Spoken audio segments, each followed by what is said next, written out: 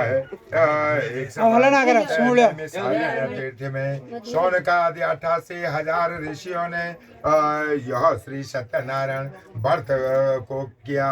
और महामुनि यह व्रत किस लिए कर रहे हैं और इस व्रत करने से क्या फल मिलता है और आप कहें और हम सुनते हैं। तो उसी समय सूत जी ने कहा, इस प्रकार देवऋषि नारद जी के द्वारा भी पूछे जाने पर भगवान कमलापति ने अपने पति ने उससे जैसा कहा, उसने कहा कि आप लोग सावधान होकर के, सुनसान होकर के, मन लगा करके यह कथा सुने।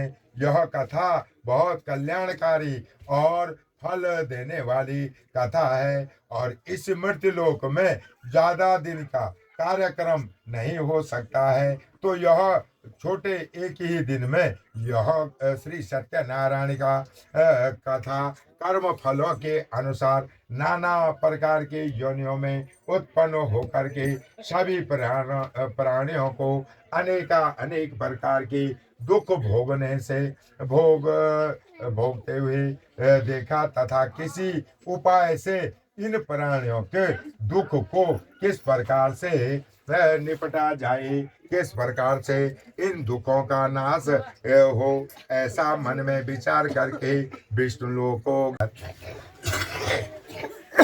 ये बड़े भाग्य से यह व्रत का आयोजन होता है। और अपने मन में क्या है कहिए और कहाँ यह सब कुछ मैं आप को बताऊंगा। तुम सावधान होकर के इस मर्त्यलोक में और नारद जी बोलने लगे, मृत्युलोक में अपने अपने पाप कर्मों के द्वारा भिन्न भिन्न योनियों में उत्पन्न होने वाले सभी लोग बहुत प्रकार के क्लेश और दुखों से रहित होकर के, हे प्रभु, और इस लघु यह छोटा उपाय जो हम यह सत्यनारायण की कथा कर रहे हैं, तो इस कथा को करने से सारे कष्टों का हरण होता है, नाश होता है। इस प्रकार से भगवान और वाचा भगवान जी कहते हैं, हे वत्सला, हे नखा, हे दवा खाने वत्सला, तो संसार के ऊपर अनुग्रह करने वाले भगवान विष्णु अपनी इच्छा और उत्तम फल से देने वाले इस व्रत को करने वाले प्राणी मोह में से मुक्त हो जाता है। और उसमें अपने आप को बताता हूँ, सुनो हे वत्सा, स्वर्ग और मृत्यु में दुर्लभ भगवान सत्यनारायण का यह महापुण्य फल व्रत है।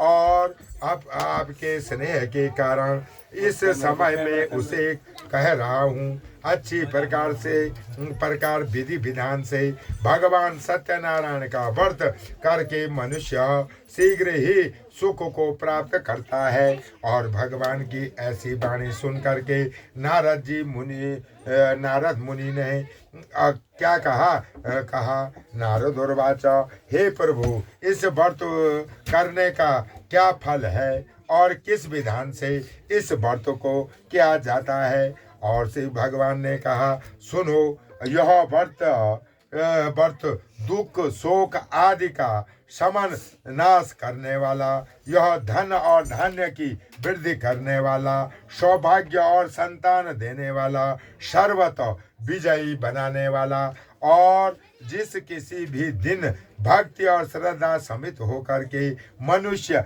ब्राह्मण और बंधु बांधव, यह कथा करी उबर विधा करी खड़ी नहीं बोलिया तो मणि से बुलूण जुबल कथा करके ही बंधु और बांधवों को भोजन आदि करके सायंकाल भगवान की कथा करने से, अब कथा क्या बोला ब्याह फले नहीं, अब या खान शर्मा तो दिन में भी कथा हो जाती।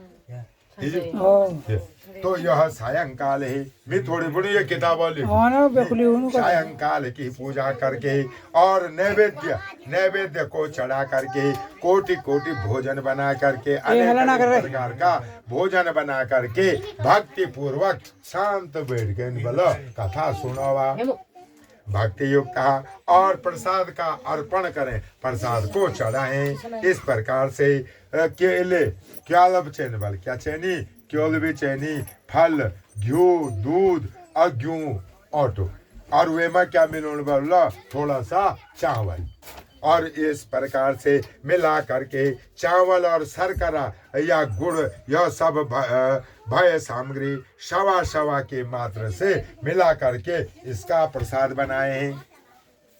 तो इस प्रकार से यह मुक्ति देने वाला कलयुग का प्रथमोपारण हो श्री लक्ष्मी नारायण अर्पण मस्तु। आजी बजो भाई संगोजा संगोजा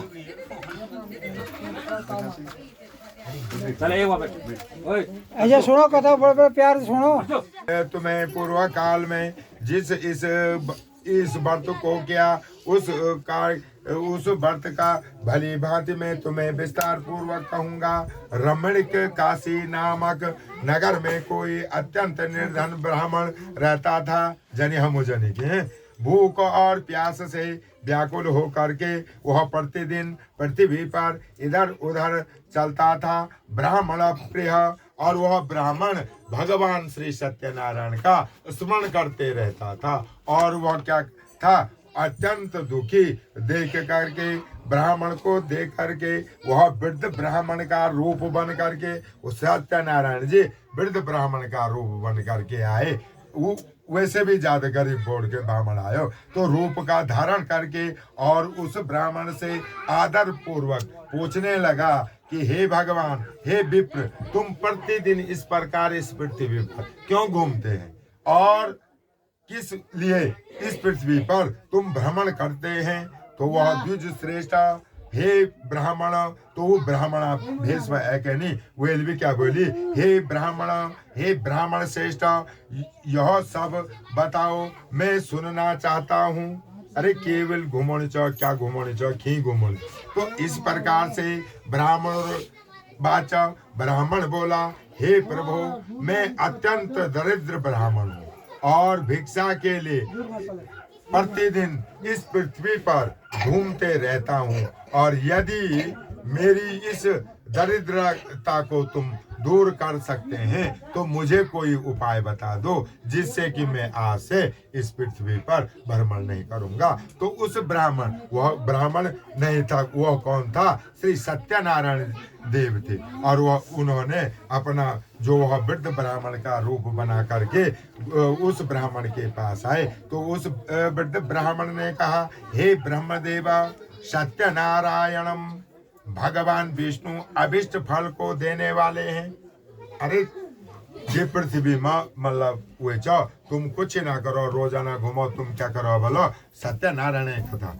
तो इस प्रकार से तुम उसका उत्तम व्रत कर पूजन करो जिससे करने से मनुष्य के सभी दुखों से मुक्ति हो जाती है और ब्रह्म व्रत के विधान को भी ब्राह्मण से अत्यंत पूर्वक कह करके वह वृद्ध रूपधारी भगवान सत्यनारायण वहां पर से अंतर ध्यान हो गए हैं और वह चले गए हैं। और वृद्ध ब्राह्मण ने जैसा कहा है उस व्रत को अच्छी प्रकार से वैसे ही करूंगा यह सोचते वह ब्राह्मण रात में नींद भी नहीं एवल है कि भैया मेरे तो बहुत मणि से जो भी मिल चो 10-5 रुपये ये भी मणि चौलू फल कुछ मिल जालो मिल तो सत्यनारायण है पूजा को।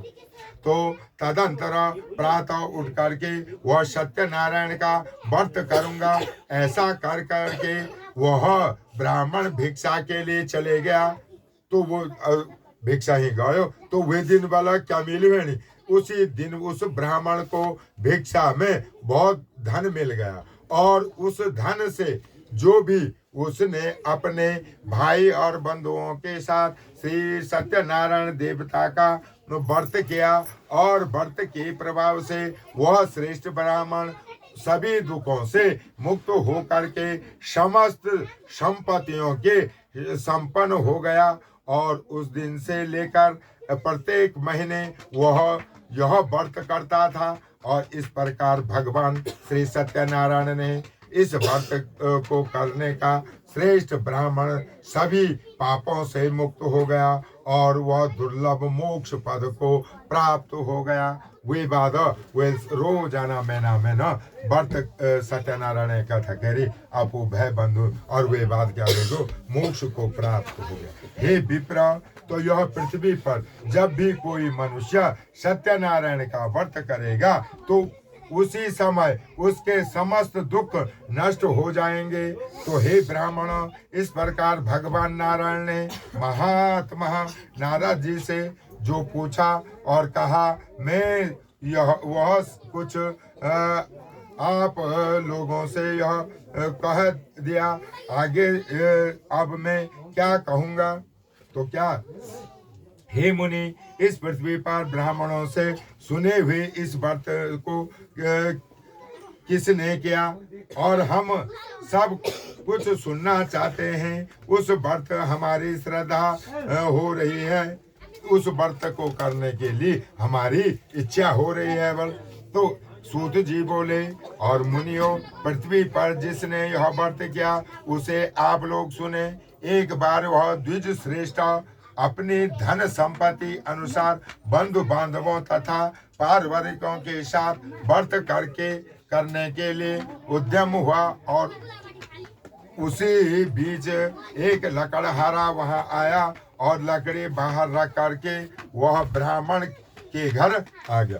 लाखड़ बेचने वालों, अब कथा होनी आते या कोई होनी चाहिए तो बॉडी बने। तो वेल बोले आया क्या होने जाओ, तो वेल बोले कि सत्यनारायण, तो सत्यनारायण कथा वे सुनी नहीं जी। तो आज वेल बोली भाई अम्मी भी ये कथा सुन के जो ना, तो इस प्रकार से वह लकड़हारा अपनी लकड़ी की गड्डी को बाहर में रख करके और जहाँ पर वह ब्राह्मण सत्यनारायण की कथा कर रहा था उस जगह पर बैठ गया और ध्यान पूर्वक से उस कथा को सुनने लगा। तो सत्यनारायण हो, तो जब वह सत्यनारायण व्रत है जो सभी मनोरथों को प्राप्त करने वाला है, उसी के प्रभाव से मुझे यह सब कुछ धन धान्य आदि प्राप्त हुआ। तो वे ब्राह्मण पूछोण बैठी, भाई तो मैं तो पहले कुछ नहीं जानी, मैं भी तो नहीं, पर आज तो बड़ो चहल महल मचाए थे। और तो वेल बोली कि भैया सुन बेट, ये सत्यनारायण की कृपा जो आज हो चहल पहल। तो इस प्रकार से वह लकड़हारा उस लकड़ी को दूसरे दिन उस लकड़ी को बेचने गया।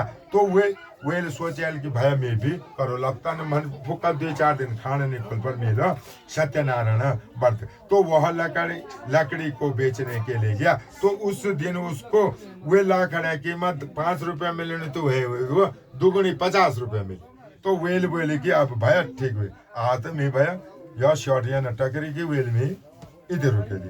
तो इस प्रकार से वह दूसरे दिन सत्यनारायण की कथा करने के लिए रात भर शनि जब कबे रात खुले जी में कबे लाखड़। तो इस प्रकार से वह श्री सत्यनारायण का व्रत करने के लिए और चले गया। ओम जय श्री स्कंद पुराणे रेवा खंडे श्री सत्यनारायण हो द्वितीय पारायण हो श्री लक्ष्मी नारायण अर्पण मधु।